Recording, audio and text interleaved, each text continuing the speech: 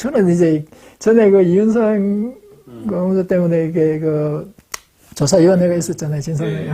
거기 가서도 진술을 하는데 이 기억이 안 나는 거예요. 그 당시 이런 것들이 그래가지고 되게 좀 답답하고 이런데 그나마 거기 가서 이렇게 막 자료를 가지고 오히려 이야기를 해주니까 네. 조금씩 기억이 나기 시작하는데 그때도 지금 며칠 받았는지 이런 거는 잘 모르겠고 처음에 가니까 그게 이제 뭐 상병인가 한 명이 그러더라고. 여기서 6월 달에 이윤성이가 목을 매 죽었다고. 자기 핵대 뭐 철봉에 목을 매서 죽었다. 요 이야기를 하고 그 다음에 이제 그 심사장교가 와가지고 이제 진술서 이제 쓰라고 또 그러더라고요.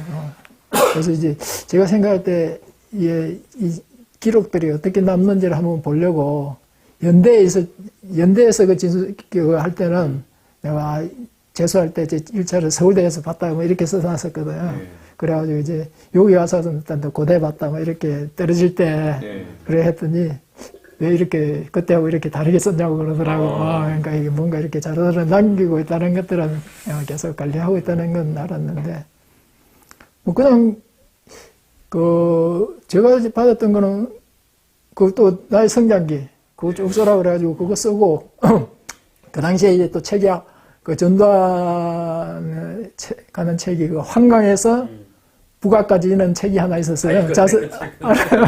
그 책 주고 독거가 쓰라 그랬고 그런 형들하고 그냥 그 부대원들하고 공차고 놀고 뭐 탁구 치고 놀고 이렇게 했어요. 특별히 조사를 안 받고 보안대 부대원들하고 같이 그냥 거기서 같이 내원에 같이 자고 따로 자는 것도 아니고 근데 이제 그게 다른 친구들 이야기 들어보면은 아마 그 앞에 부분들은 좀 상당히 강하게 조사들을 했고 그러면서 이제 의문사 하는 친구들이 있으니까 그러면서 이제 뭐 심사장교도 학군단 차출해가지고 다시 하고 뭐 이러면서 그런 부분들이 좀 완화가 됐던 것 같고 아까 근데 제가 특별히 뭐 조직 활동을 한 게 없으니까 자기들이 봐도 뭐 여기 조사해봤자 크게 뭐 도움이 될 게 없다 이렇게 생각을 했던 것 같아요. 내 보기에는. 그 군 보안대 입장에서 보면 선거까지 치르고 했던 것도 아마 다 알고 있었을 것 같고요.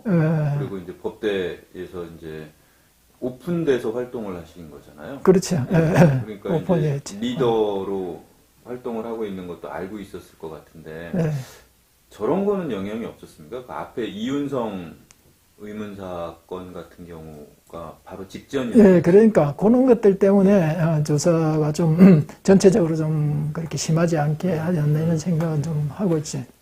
너도